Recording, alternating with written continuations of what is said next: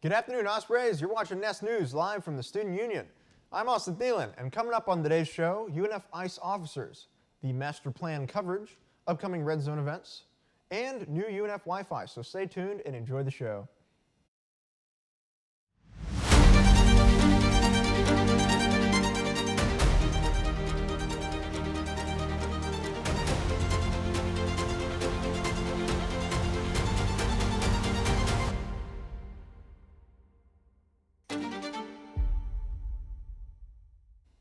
The UPD police chief has confirmed that 2 university police officers have received online immigration and customs enforcement training. A university spokesperson told Spinnaker, 2 UNFPD officers are currently enrolled in online training with U.S. Immigration and Customs Enforcement, per a state directive to enter into a memorandum of agreement with ICE. However, no officers have been certified by ICE at this time, and UPD continues to conduct business on campus as usual. In the last update from President Mam on July 14th, students were told that none of UNF's University Police Department UPD officers have been trained by ICE, and no training has been scheduled. According to a university spokesperson, the current training started on July 18th, 4 days after the email from the Mam was sent. Spinnaker is currently working to understand when trainings were scheduled and at what point the Mam was made aware of the scheduling.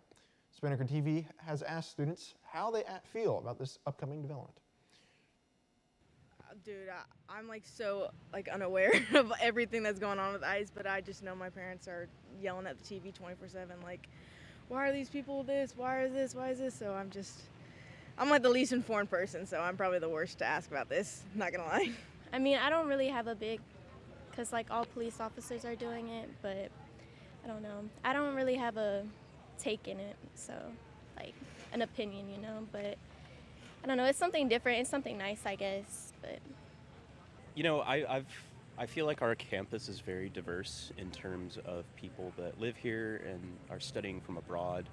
And the things that I see about a lot of these people just being picked up off the street, I don't really know how I feel about that on my university campus. I have a friend who is from Ukraine, and he's been through some stuff over there. And to see the way that our government and our police are treating people that come to our amazing country for the reason that it's so great, only to be shown inhospitality, really bums me out.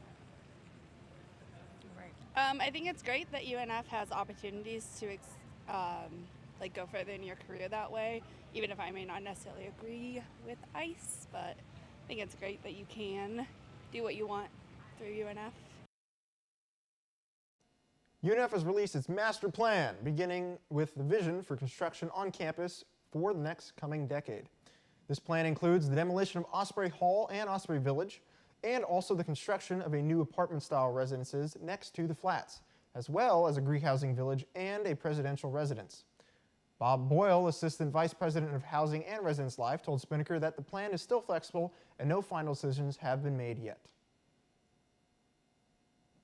Well, I hope everybody had an awesome summer. I know I did. Lots of fun traveling and lots of different types of weather. It's been really rainy this week, and I'm not quite sure what the weather is for Labor Day, but I know who does. That's Annette. So let's go to Annette with your weekly weather update. Good afternoon, Ospreys, and welcome back to the fall semester. These first 2 weeks back on campus have been lively, so let's see what this next week's forecast is like. Today it is currently 82 degrees and cloudy with some humidity. Wind gusts are up to 18 miles per hour.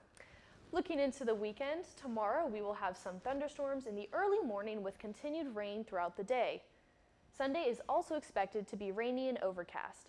Monday through Thursday, we will have rainy mornings with an average 65% chance of rain. However, once the rain passes in the morning, we can expect sunnier afternoons. Temperatures will peak in the low to mid 80s and humidity will be high, so you'll probably need an umbrella this week, but luckily you won't need it all day. I hope that everyone is having a great start to the fall semester and that everyone has a safe and fun Labor Day weekend. Now back to the studio for Nest News. Starting this week, the Dean of Students Office began the 5th Annual Red Zone Awareness Programming. The Red Zone refers to the time between August and Thanksgiving when sexual assaults are more likely to occur on college campuses. Yesterday, the Red Zone exhibit launch party was held in Founders Hall. On Wednesday, September 3rd, the events will continue at Market Days, where the Dean of Students' Office will provide bystander intervention training. The final event will be the No More panel, taking place on Tuesday, September 9th in Building 58. To learn more, you can visit the Dean of Students' Office website or our website at unfspinnaker.com. Now, you may have noticed there's a new Wi-Fi network. Wi-Fi network EDU Rome has officially replaced UNF Wireless as the campus's primary Wi-Fi that is available to students, faculty, and staff. Users can log in with their MyWings login, beginning with their N number email and password. This will also allow students to connect to other locations with EDU Rome Wi-Fi, according to a campus-wide email. And now that school's back in session, your weekly sports update is back and up and running, so let's go to Ryan and see what's up with your fellow UNF Ospreys. Hello everyone, the semester just started, but sports are in full swing, so as a result, let's get right into this week's UNF Sports Update. Starting things on the pitch, the men's soccer team put together a statement win over Big Ten power Wisconsin, 1-0 to open their season on the back of a goal by Jackson Reinhardt. Since then, the Ospreys have faltered, dropping games to both Marquette and UC Santa Barbara. However, they have the opportunity to get back on track against UC Irvine this Sunday. Moving to the women's side, the Ospreys' fate has largely been the same, as after beginning the season with a 2-0 victory over Howard, the Ospreys have fallen victim to a tough schedule, having dropped games to SEC foes Florida and Georgia in the past week. With a game against former ASUN Conference member Kennesaw State on deck, they will look to bounce back. On the hardwood, the Ospreys volleyball team will look to start their campaign off with some fireworks as they host the North Florida Sunshine Tournament this weekend. They will face Georgia Southern, Florida State, and the University of Illinois Chicago across the weekend with the hopes of starting strong. Lastly, grab your spikes because the men's and women's cross-country teams will also be competing for the first time this weekend, as both teams will be at the starting line tonight for the Florida Intercollegiate Cross Country Invitational.